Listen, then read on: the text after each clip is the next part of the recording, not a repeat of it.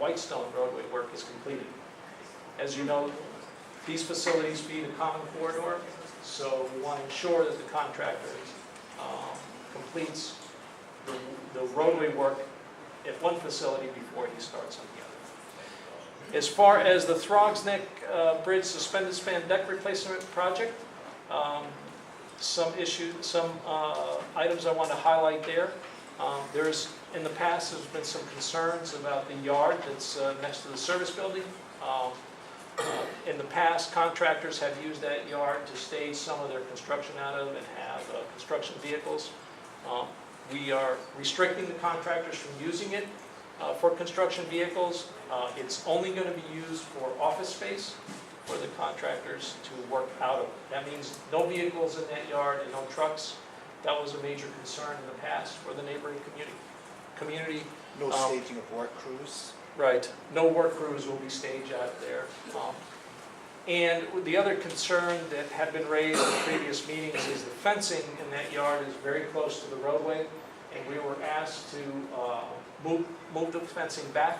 So we are going to move it back about 20 feet from the curb line. That improves the sight distance from the nearby exit and improves the ability of drivers to be able to see the traffic as they come out of the exit.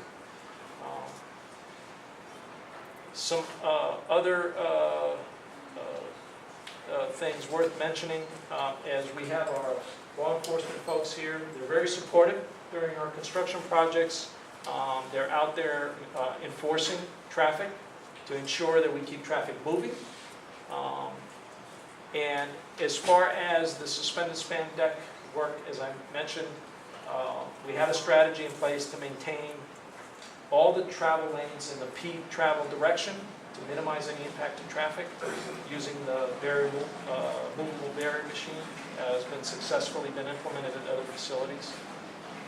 And we're also coordinating this construction work with the Whitestone so that we keep as much capacity on the Whitestone Bridge open during the stage construction, so that during major projects like that, there is a tendency for some drivers to shift from one facility to the other. So we want to keep as much capacity on the Whitestone available so that it gives customers options as far as which facility to use.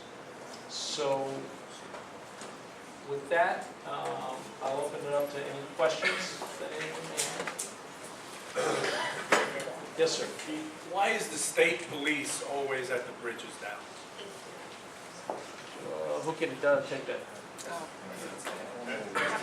As a government mayor. I'll tell you that we have our officers there. New York State Police can be posted anywhere. I mean, they're not under our jurisdiction, but they can be posted anywhere in New York State. So I know they work very closely with our law enforcement, and maybe Captain Barnley, you want to say how we partner in terms of toll enforcement. Good evening, everybody. So yes, New York State Police do have a barracks that's adjacent to the Throgs Neck Administration Building, so they do have people turning out of there. You will see some on the bridges, but you also see them going to other locations. You probably don't see them as much on the Throgs Neck as you do other bridges. They do help us with our persistent toll violation enforcement. So people, now that we have tolls by mail and no easy pass, they do help us take those people that are not paying off the road, so they are assisting with that mission.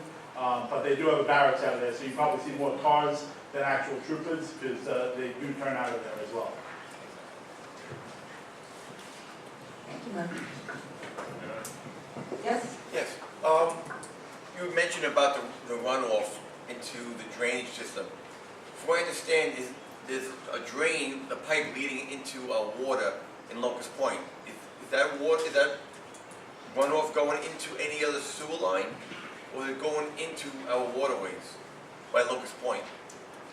So all the highways and the old toll plaza of the Throgs Neck Bridge, they all connect into the New York City DEP storm drainage system. Storm drainage system in turn generally goes, it's a combined sewer system in the neighborhood. Storm drainage and sewers are combined, and it all goes to sewage treatment. During certain storm events, DEP opens the outlet and stormwater discharges down by the Locust Point community. And that is a DEP function. But out of this project where we take up, many acres of the toll plaza and convert it to grass, we're going to significantly reduce the load on that stormwater system. And then one more quick question. The zipper barrier, after the construction, will you continue using that? No, we will not. I mean, I think it's a good thing. Okay, zipper barriers are basically generally temporary barriers. They're good for use in HOV lanes. They don't give you. Okay, there will be no advantage at this point to leaving it there because the Bronx Approach Viaduct, Queens Approach Viaduct, these structures are 4,000, 5,000 feet long each. The suspended span where we replace the deck is 3,000 feet. So if we left that zipper barrier there, it will be of no immediate use. There's very long-term plans by the agency, in the 20, 30-year period to consider replacing these approaches, and then, the potential for additional lanes will be considered. And I just want to add to that, thanks Ed, that as we did with the Verrazano and also with the Whitestone, that the zipper barrier is really for when we have this permanent lane closure. So once we're done with the need for the permanent lane closure during the deck replacement, we go back to full capacity. So the zipper basically gets you full 3-lane capacity in the peak direction, while the non-peak direction goes down to 2. So we still have our lane closure, but the zipper barrier makes us, basically makes it very flexible. So once we're done with the work, there's no further need because we don't have an, HOV lane the way the Verrazano does. Julio. Thank you. Great job, by the way. Thank you for all the improvements. I would just like, Frog's Neck is an icon to us. I would like to see some participation from residents, not just drivers. And I'm referring to possibly a bike lane, possibly a walk. George Washington could walk from Jersey to the Bronx, some sort of walkway, maybe go for a little dip once in a while. So something that we could participate and enjoy and have a continuation with Queens, and so we could enjoy the beauty of the bridge. If it's possible, we would like to see bike lane and a walk. Julio. Thank you for that. Julio, we requested that 5 months ago. We did look into that already. Oh, you did? Yes. Oh, well, thank you then. So let's just keep the questions right to the roadway now. Yeah. Nana? Yes, would you consider bringing your presentation to committee level, to our Municipal Services Committee? So this way, the people that are directly involved with the day-to-day living over there can see what's going on, and they may have questions that, we don't know. Or, the people in Locust Point, the people in Dorchester. Sure, well, we actually, a few weeks ago, we went to Bronx Neck Homeowners Association at Vilvarone. So, we're really beginning our roadshow, if you will, with this work. And the civil work is really just kicking off at Whitestone. And in the summertime, as Aris explained, we'll be going to Bronx Neck. So we're we talk to Matt all the time and our neighbors. So, we're definitely gonna keep What making about the that. Locust Point Civic Association? Did you reach out to them? Ed Knightley, our facility engineer, is in regular contact with Joe Donovan, and we actually exchanged emails the other day. So, we're very engaged with our neighbors. We know there's a long history there, and we've all, Ed has been here many years, I don't want to say decades. No, Despite his youthful looks, just 12 right Just 12. So, we're not going anywhere, and our director, Marlene Thompson, again, and our captains here, a lot of the people in the neighborhood know them by name. We're always out there. I wanted to cover all bases that they're not being excluded from this because they're directly involved in it. No, certainly not. Thank you, Hannah. Raquel, do you have a question? No? Anyone else interested? Go ahead. I go on a tri-road. I go also on Bronx Neck. The signage on this tri-road bridge, and I'm sure it's going to happen to us on going to Long Island. All of a sudden you come up from the FDR, and one day you can get to Randall Island, then all of a sudden you don't even know it, you're coming, and you have to go all the way over to the Queen side. The signage gonna be proper because we have all those, all those entrances going into Whitestone and going across Island. That drivers aren't gonna, have to swerve all of a sudden, and the signage is terrible. On the Triborough. Even the Brooklyn Boulevard, when you're going down Brooklyn Boulevard, it says stay in the right lane for 87. Well, you're going down, all of a sudden you have to go into where they're going into the RFK. It is a disaster. I mean, I know and I want to thank you all for your time, and I know you're going to do a good job, and I'm sure that they are, but ready to curse in the time. And if we had ever had an ice problem, coming around that bend, there could have been a tragic accident. I mean, thank God there wasn't. But signage is very Thank you for that question. And quick, Right. For the RFK, it has been confusing for some of the drivers, especially for those folks that don't travel that facility on a regular basis. We had some construction on that elevated Manhattan Plaza structure. I'm happy to say the construction is over. The roadways have been completely repaved, and all the entrances and signage have been restored to their original configuration. So if you drive on it recently, within the last week, because it was just completed. Yeah, and, but I will take another look to ensure what you're saying, to make sure that we have the proper signage there, so that it doesn't confuse our customers. Yeah, because when you're coming, it says Bronx, Yes. but as you're coming around, like you're saying. We have a lot on the agenda, please. We're not Can I talking just about your finish this? RFK, we're talking about. There's that barrier that Excuse they me. move,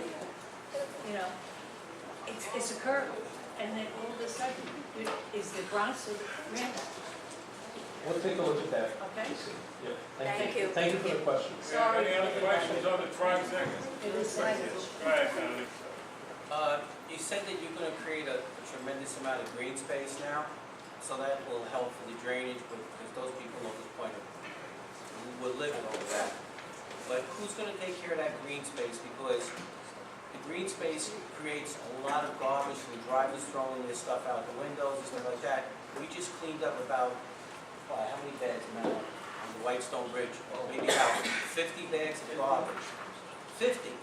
That accumulated along the fence, and it was such an eyesore. Now you're going to create a lot more green space. Who's going to be responsible for cleaning that up? That property is TBTA, and our maintenance department will be maintaining that area. Can you get them to be more attentive to the Whitestone Bridge? Now, Tri-Sec, right now, I'm trying to get through, I got a lot on the agenda. Sure. Where exactly at the Whitestone Bridge are we talking? Towards the entrance, to go over, going towards Queens. Oh, going Bronx to towards Queens. Okay, we'll take a look at that, not a problem. That's handled all by TBTA maintenance. Thank you. Denise? What's the sequence for the plaza construction? Is it going Yeah, to occur So just after to- For the clarification here. Sorry, just to jump in with that Whitestone, I know as you're coming up, it's prior to 3rd Avenue. We've created many 311 tickets for that, both on the Queens and the Bronx side, because that's all property. I believe DOT comes and cleans that up. So we see it and we create tickets to try to facilitate that getting cleaned up. But prior to 3rd Avenue entrance is where I believe you're talking about, as you're coming up from the Whitestone Expressway. I believe that's what you're talking about, and that's, not our property. But we do see it, we do report it. And same thing, Bronx, coming from the Bronx. I'm talking about the Bronx. Yeah, correct, but he said Queens as well, but also on the Bronx side, I saw you had multiple bags picked up this week. Right. That again, we created a 311 ticket on that as well, on both sides.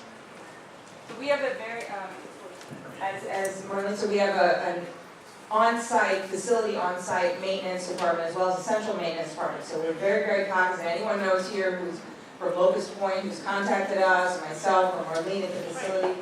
Mike Finley's our maintenance superintendent, very much on top of this. And anything that's on our property we address as soon as possible. But again, there are things that are off our property that even then, I believe, our own maintenance people pick up, what other agencies maybe don't. So we're very on top of that, but it's good to hear this from you all. Okay. Anybody else? Two more questions from the public, then that's it. I got a lot on the agenda. I'll let you do that. Christina first. Back to the zipper barrier. Is there gonna be two barriers? You're gonna be working on one lane at a time? So will there be a barrier on either side of the lane? Or is it just between ongoing and? Well, And how long does, I'm sorry, and how long does it take to, that zipper machine to put it in place? Yeah. very quick. Okay, so depending on which stage, because we start on one side and work our way across. So the zipper barrier, basically what it does is able to shift the lanes from one direction to the other. That's the purpose of the zipper barrier. However, there's going to be sections of the deck that are removed in order to protect the drivers and the public from driving into these areas. There's a fixed barrier there for safety, so cars can't go into the areas where there's no deck. So yes, there will be, a barrier for the safety, or to protect the public. As far as how long does it take the barrier machine to go across the bridge? Well, I can tell you that the Verrazano takes about 35 minutes, and the Verrazano is over 2 times as long as the barrier is on the Throgs Neck. So I anticipate it won't take maybe 15 to 20 minutes at the most to go from one side of the bridge to the other to move. Depending on traffic. One more question. I'm Joe Donovan. I know some of you folks already in the local Vermont Civic Association. The community has lots of concerns, obviously, about our neighbors in the bridge there. I'd like to invite you to come to one of our meetings because we probably have nearly as many participants as you have here tonight. But primarily with regard to this project, the question that's been raised often amongst our neighbors is with this deck replacement, will there be a drainage system put in place for the runoff for this deck? Because currently, from my understanding, is the runoff from the bridge goes directly into the Long Island Sound. And that's concerned a lot of neighbors. When there's a heavy rainstorm, you see these big 6-inch pipes peeing out water from the bridge. Anything that gets spilled on the bridge ends up in the Long Island Sound, and eventually on our shores in Locust Point. As well as that, this continual issue with garbage, traffic cones. They can't be coming from anywhere else but your bridge. So I mean that's just a major concern. The other things are probably more easily addressed, and we might be able to do that at our local civic team meeting to be able to accommodate us. But I guess the question that you might be able to answer is the runoff from the deck. Thank you. That is a very good question. That question has been asked before many times, and we have looked into the drainage system and options for drainage system on the structure itself. As you know, the bridges are designed with certain capacity. Now, this bridge was designed in the 60s with an open drainage system, right? The drainage system, in order to install the type of drainage system that you are talking about, which would be a closed drainage system that would be able to collect all of the water from the approaches as well as the bridge, the structure does not have the structural capacity to support the type of system that would be required in the large volumes of water that we're talking about. So any suspension bridge that you'll see in the region that was designed in the 30s and the 40s and the 50s and so on, they're open drainage systems. That's the way they were designed at that time. So short of replacing major components of the structure or incredibly strengthening the structure to be able to support such a system, the drainage system is going to be maintained as it is. We are making improvements to the drainage system so it's more efficient. We're making improvements to the inlets so that we ensure they don't clog and cause debris to go into the water and so on. So we are committed to improving the drainage system to the extent that it can be improved. But unfortunately, because of the structural configuration of the existing structure, it cannot support a large diameter. There would be a very, very large diameter pipe that we're talking about that would have to be designed to carry all of the water from the bridge to a closed drainage system to either side to the Bronx and the Queens. If it was a new structure and it was designed with that capacity, what you're suggesting can be done. But in an existing structure such as this, given the length of the approaches that we're talking about and the volume of area and the amount of water that could be collected in a major storm, it's significant. And it would put a lot of stress and tremendous amount of load on these old aging structures.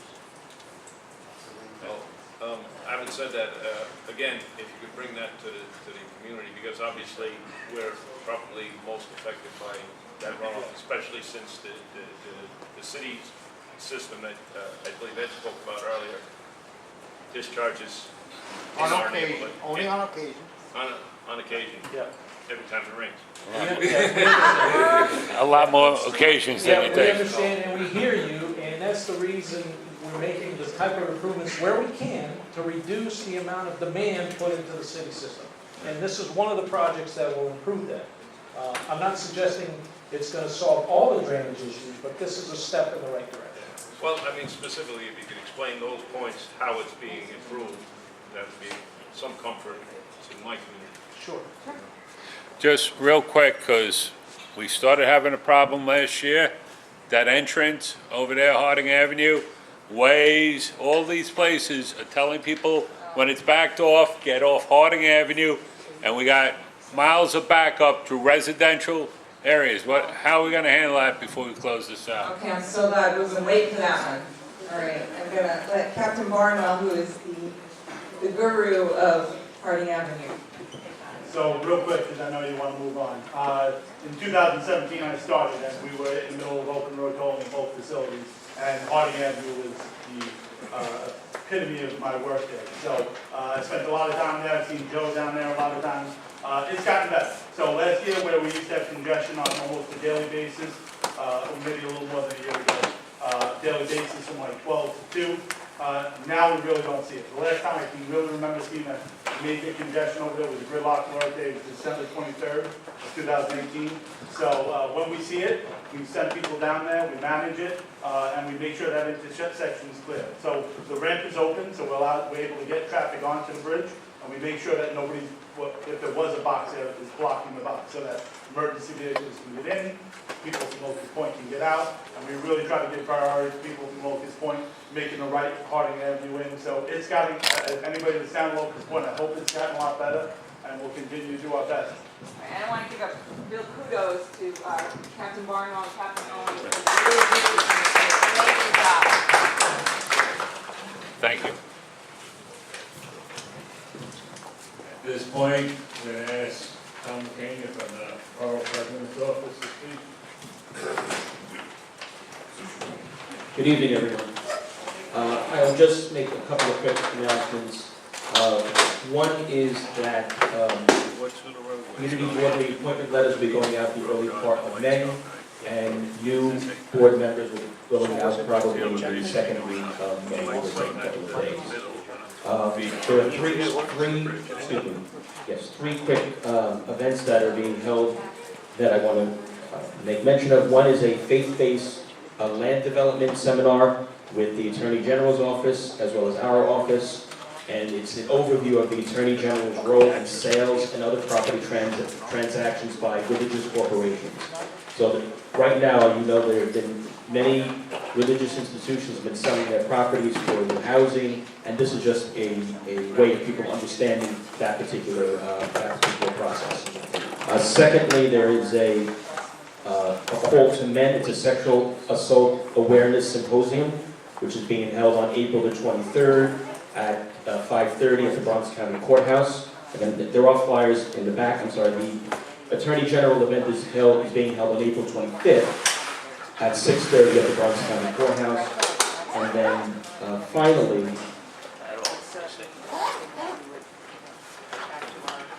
well, actually two things. Bronx Week will be starting on May the 9th.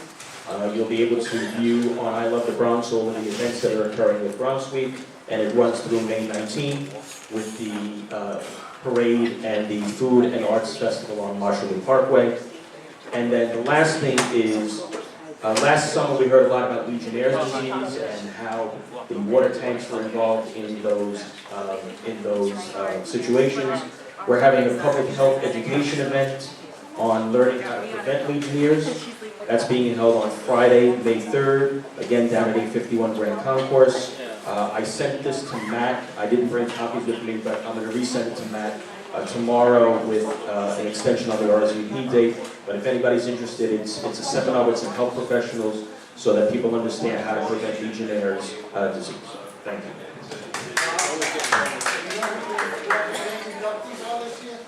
I do, but don't tell me.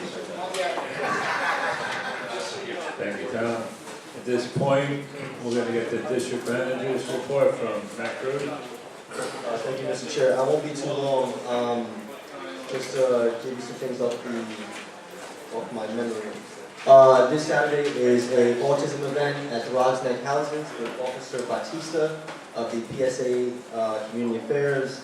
I'll be there handing out some bags and cups. My nephew is autistic, so I definitely want to be there and hang out with the young men and women that will be present. Additionally speaking, I know someone asked me about McDonald's.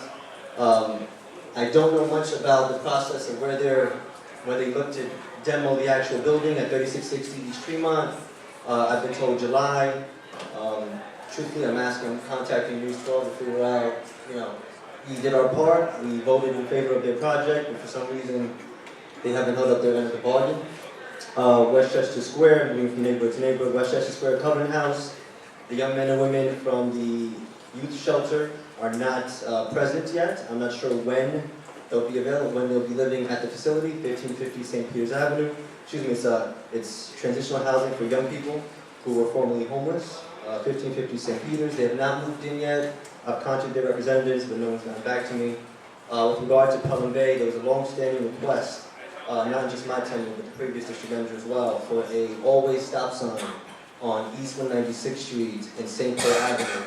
And we have some history with that, of course, with the road reversal that we accomplished over a decade ago. But apparently there's some speeding issues which DOT confirmed, so there will be an always stop sign there. A lot of joy and happiness. I got a lot of emails from the Pelham Bay folks who are very happy with the board for, you guys actually supported this request, so I want to give you guys kudos, and the neighborhood does appreciate it. With regard to Co-op City, to expect a public hearing sometime in the summer. I know we may not have quorum, but that looks like where BSA may calendar them for their own hearing. So this summer, we should have a public hearing on at least 801 Co-op City Boulevard. Additionally, expect a public hearing on the St. Peter's Episcopal Church residential buildings. That's important because the buildings are as of right residential, but the lot is not commercial, and they want to have commercial space.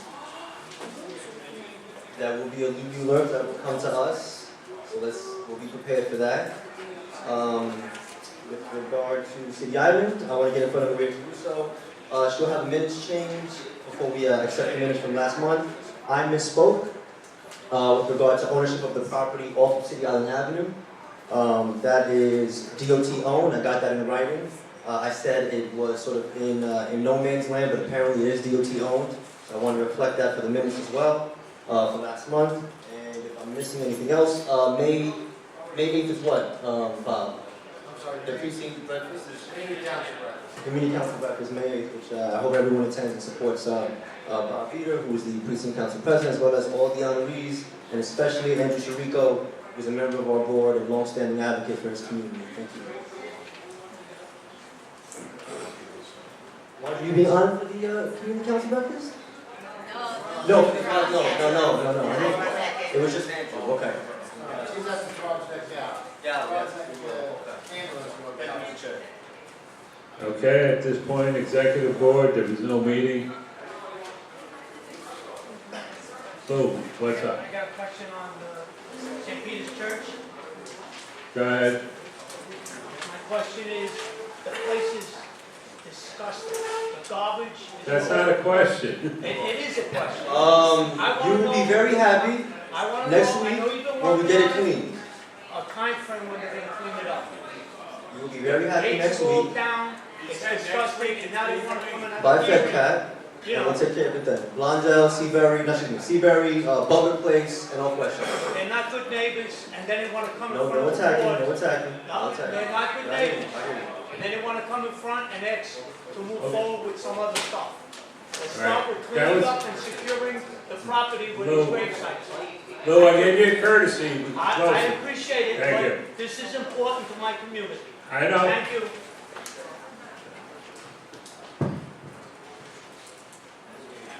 Everything is at the discretion of the chair, so stop the peanut gallery over there. You want to do the acceptance of March's minutes? Motion accept. I'd like to, Mr. Chair, I just want to make an amendment. Go ahead.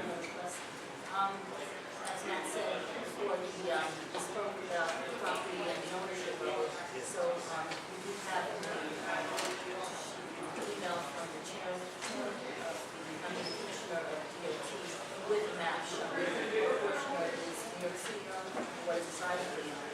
And he also mentioned that I was part of a 501c3 to change that number. And I am involved in a one-day cleanup project on that site, but the 501c3 is being requested by everybody. But we are, my community is requesting one-day access to clean up the graffiti, paint over everything, and out on city property, and also requesting from the we're requesting one-day access. Thank you. Motion to accept the minutes with the changes. All in favor? Any opposed? Any abstentions? So carried. Again, we're going to go past the executive board and go to the nominations. Denise Noble. The nominations election committee had a meeting, we had 3 resolutions proposed. The first one is resolved at the recommendation of the nominations and election committee that the hybrid style of voting at the full board elections on June 20th, 2019 be forwarded to the full board for approval. Do I have a motion? Question? Yep, that was the question. What's the hybrid system? No, that's not the question. We had that question over here. What was the question? Now, what's the question over there? Oh, I'm sorry. It's the same thing we did last year. It's that little basic voting booth that we did last year. You won't be able to vote, you'll watch. Okay. Okay, and Go ahead, Bob. the nominations and election procedures were added to the bylaws.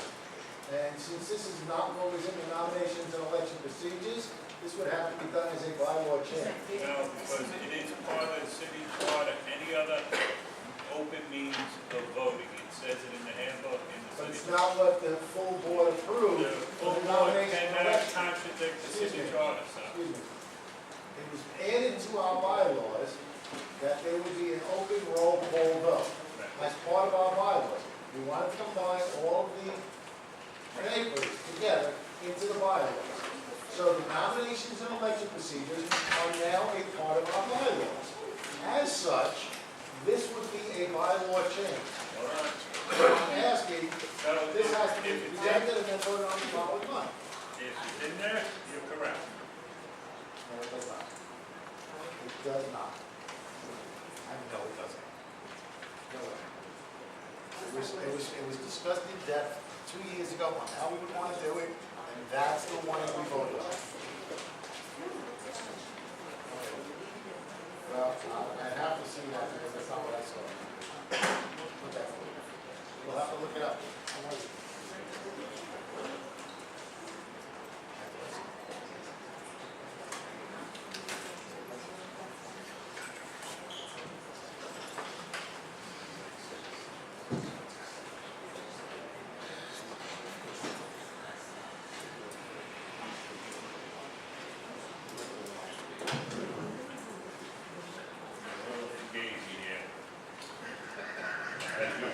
If a candidate is not, all right, come on, everyone just listen up.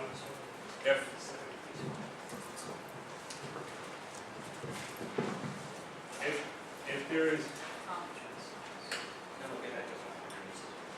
right, that's why I said it's a little fugazi. If a candidate is not present and has not disclosed that he or she will accept the office if they were to win, then a member of nominations committee must contact that candidate by phone and receive the candidate's decision. This is where it gets fugazi. If there's no communication, the board members will have to conduct that once more by roll call or voice vote. That's not the portion I'm referring to. Which There's a portion? specific portion on Okay. You see it, Bob?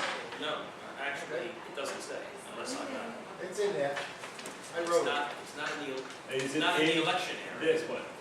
This is what we voted on? Nominations and election procedures. Yeah, you're not We letting... had a long discussion. Bob, you're not letting me finish the question. Go ahead. The question was, is it in what we voted on last month, word for word? I'm gonna hand this to you, you can look at it, we'll move to the next one. Pass it over. Yeah, no problem, Bob. I mean, we're not arguing. I thought well, I had read it in an older copy. Right, because Well, let me see what. I did that to Matt today too. No, no, no, let me see what the old, what the newer copy says. Denise, can we move on to the next one? Yes. Sorry, hit the mic. Resolved that the recommendation on nominations election committee that the candidate questionnaires be given to each candidate by April 18th and submitted by May 16, 2019. Do I have a motion to accept this? Motion. Second? On the question, Yes, yeah, oh, someone have a question? No, it's a second. okay, so on the, I don't think May 16 is enough time for the board to actually go through their emails and read these candidates. So I would suggest to move that date to May 10th, because I think the meeting's the 17th. 16. Wait, May 16th? No, it can't be that, sorry. No, it can't be that. Right? No, it has to be after the May meeting. It has to be after the May meeting. Because nominations don't close until May meeting. That's right, I got it. So it has to be after the May meeting. Like, we need it at least 1 week before the election. But we can do 2 weeks. So, June 20th is the meeting. Yes. How about June 6th? Is everyone good with 4 weeks ahead of time? All right, so let's change that date, everyone, to June 6th. That is when they're due, then they'll be emailed out a day or two later. Okay? Yes. I think so.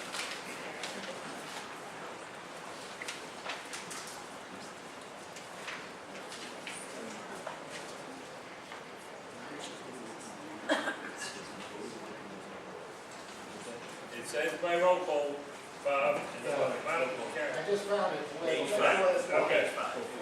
So, I just found it, that's the way it's going. we can leave it at roll call, or you can make a motion at this point, which cannot be voted on until next meeting as a bylaw change. So, that's up to you guys. Right? Hold on, everyone. No, we have a motion on the floor, it's been seconded, the question's been asked, we changed it to June 6th. Can we go for a vote? Okay. All in favor? No, hold on, read it again. So resolved that the recommendation of the nominations and election committee that the candidate questionnaires be given to the candidates by April 18th and submitted by June 6, 2019 to the full board, for the full board meeting.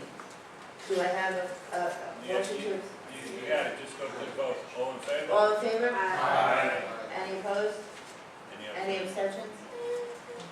One question now. If a candidate is appointed after April 18th, They the can still get nominations it. aren't closed yet, Right. we still gotta get it. Right, that's It's all, not getting as soon as it's done. that's what we're gonna start. Just saying. Okay, yes. I hate to believe it. Why did we do the hybrid last year? How did Because it was a procedure last year, you voted last month to make it a bylaw. Now you have to go by the bylaws. Oh, so we can't do legislation. Not without bylaw Okay, change. I'm speaking to Right, him. no, it's okay.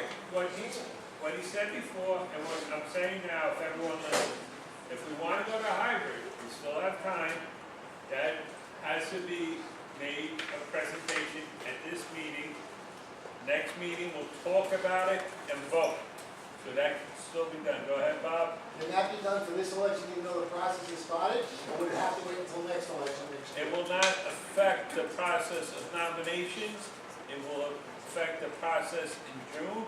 But again, I'll leave that up to the board. I'm not gonna rule on that.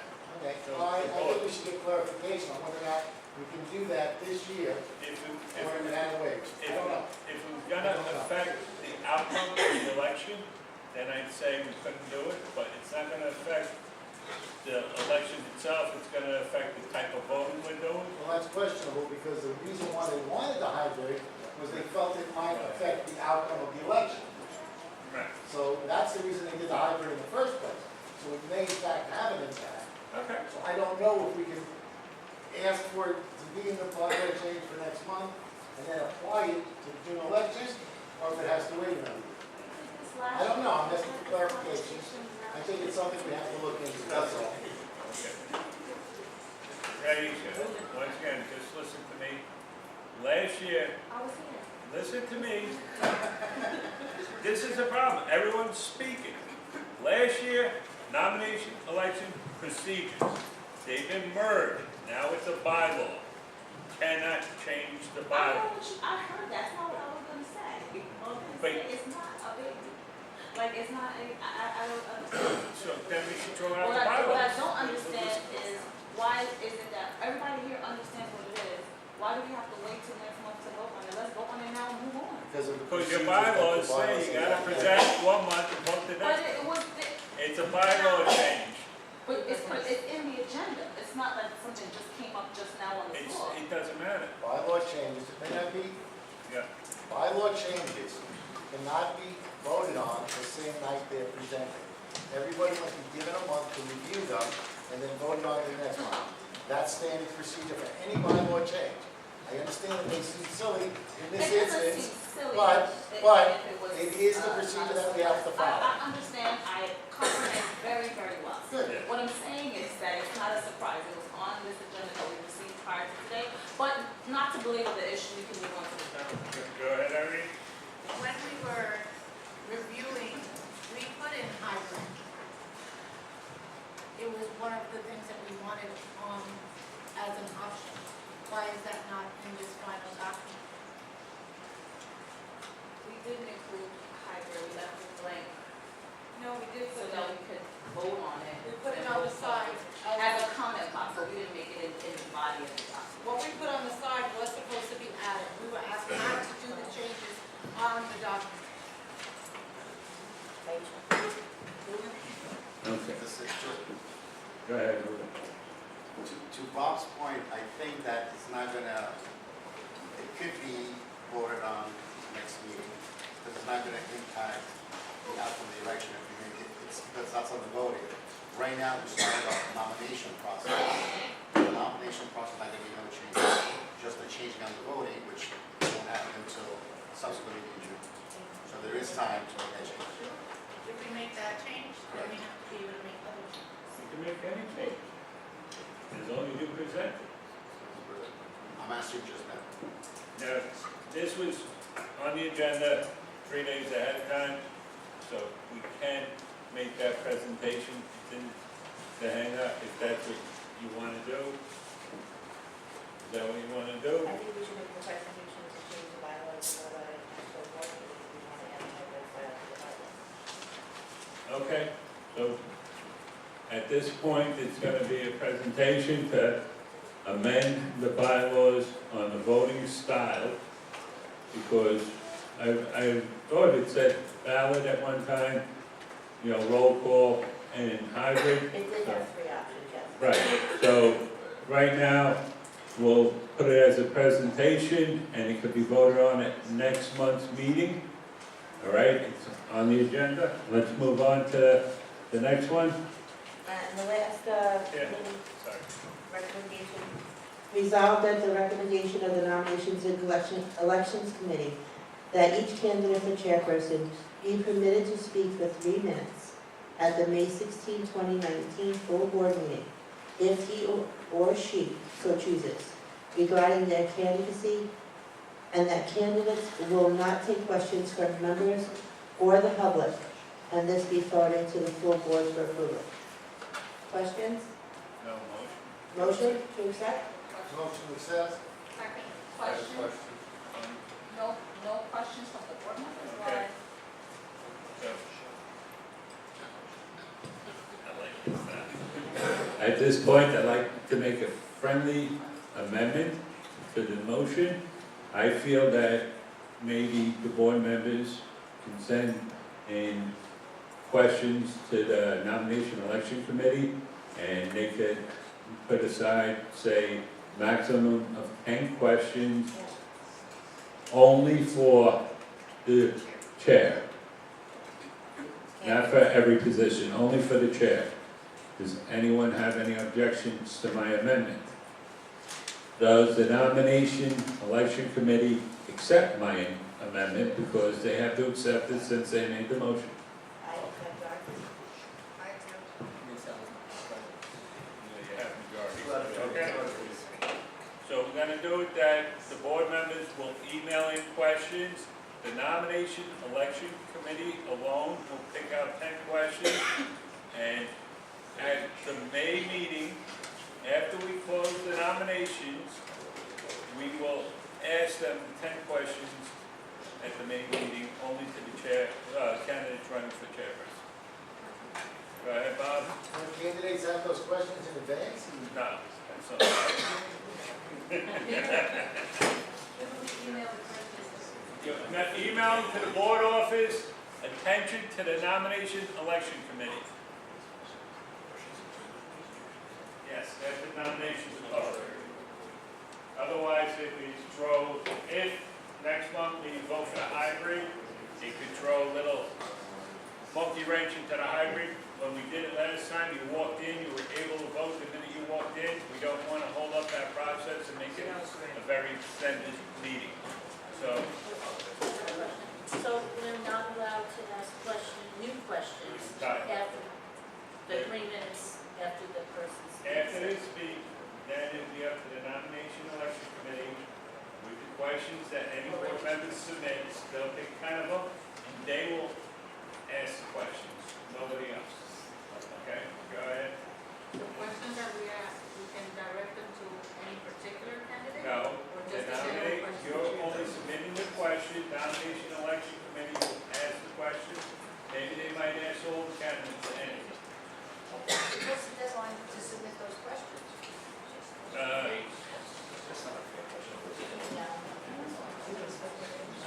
So let's say, like you said, May 6th, that's like 10 days, 11 days, Okay. all right? May 6th for the question, deadline. Okay. Anyone have any other questions? Go ahead, Mark. Yes, why wouldn't all the candidates answer the same question?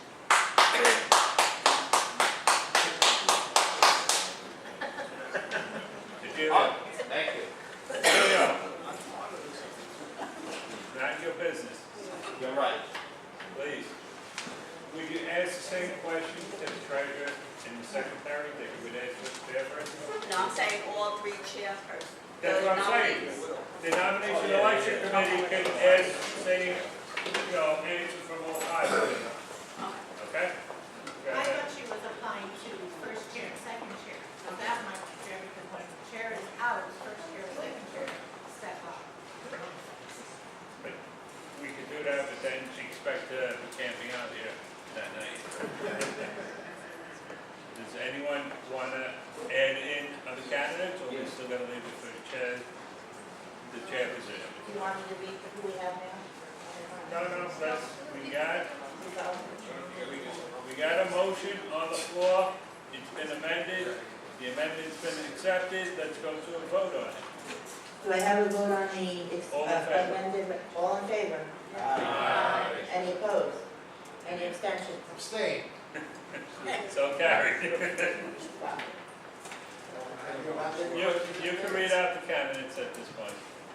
So currently, right now, we have received nominations for the position of chairperson for Bob, Marjorie, Irene, Joe Russo, John Robert, and Peter Sullivan. Have they all been seconded? They have all been seconded. Yes, I'm sorry, excuse me, you're right. So, All except for John Rocket have been seconded. so right now, does anyone want to make a second for John Robbins? Going once, going twice, I'll make a second for John Robbins. Let's just do it fair across the board then. Go ahead. The whole candidates agreed to accept. That's the question. No, they have not. The only candidate that accepted so far is yourself. Next position? For first vice chairperson, we have Irene, John, John Marciano, Peter Sullivan, and Tom Morano, excuse me. Peter Sullivan and Tom Acimondo. Have they all been seconded? No, Tom Acimondo has not been seconded. Okay. I can put both Taisha and Babu. None of the nominations have been accepted at this time for first vice chair. Okay, next position. Second vice chairperson, we have one candidate, Peter Cantillo, and he's been seconded. Do you accept?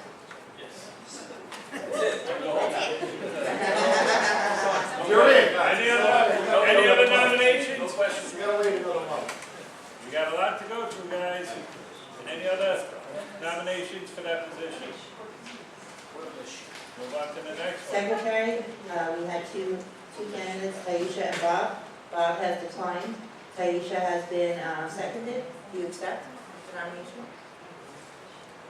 Any other candidates? Last treasurer, we have two candidates, Mary Jane and Marjorie. Mary Jane needs a second.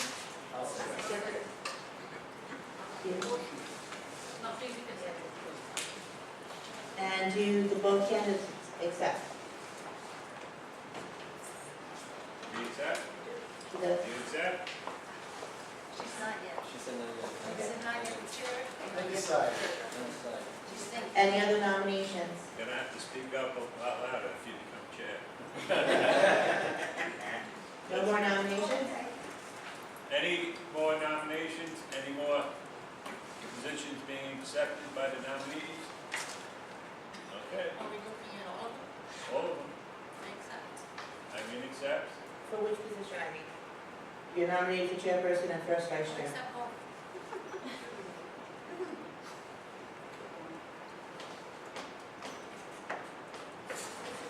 Anyone else?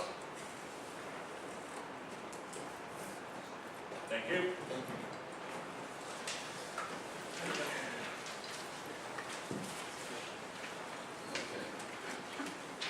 Lou? Keep it short.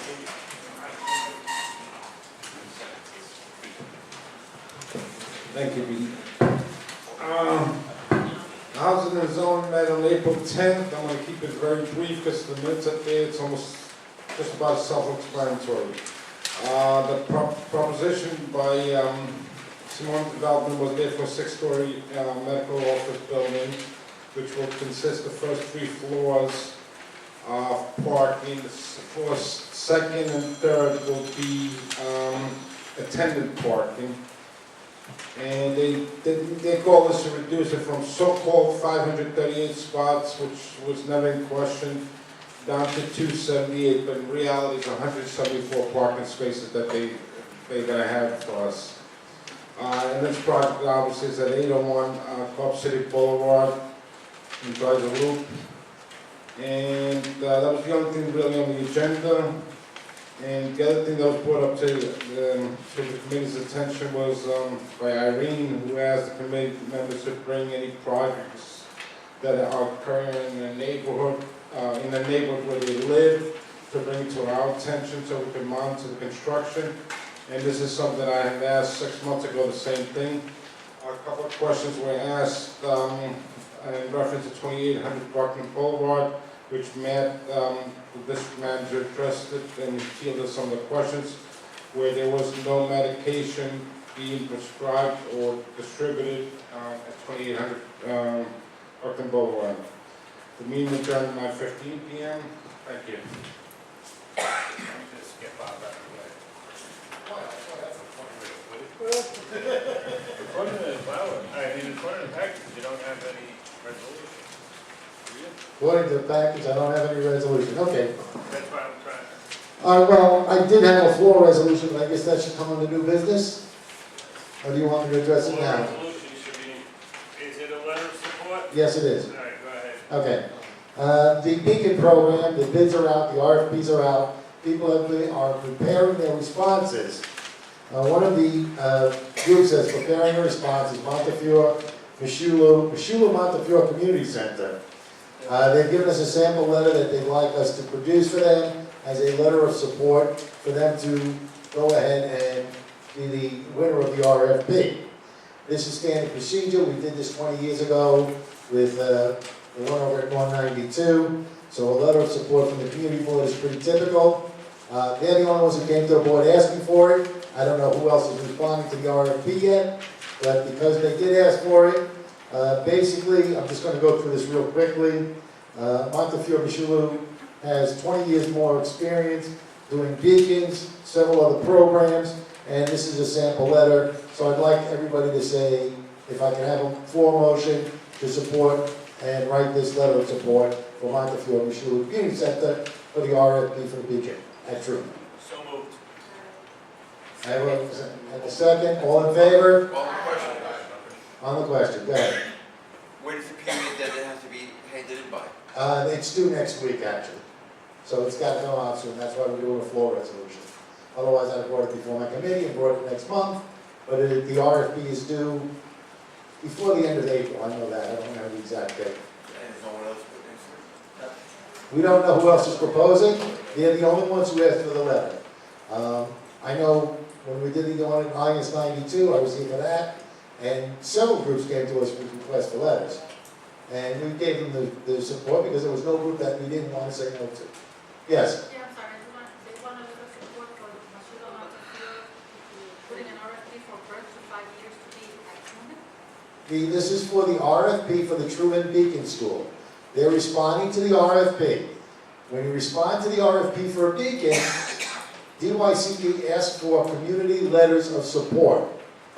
So they came to us as the community board and asked for a letter of support to be attached to their RFP. Okay? Okay, all in favor? Aye. Any opposed? Any abstentions? Thank you very much, so moved. And there's a copy of the letter we can get out. Well, I resigned. Shouldn't be absent, I shouldn't be anywhere. Okay, we'll have to correct that in the minutes. Okay, just real quick, let's see, district meeting you discussed. I just want to thank Stephanie Woods, who has been working with the various schools as well as Warren Council. They've been out there pounding the pavement, hitting the schools. Please read the minutes because they've just been great members of our board who have been very proactive in getting out there and doing it. And Monday we will be meeting with the Yankee grant winners to hand them their checks. So anybody who wants to meet these great youth that are done the volunteering throughout our community and have won the Yankee Grant Awards Monday night, 7 o'clock at the community board. And that concludes my report. Thank you, Pete.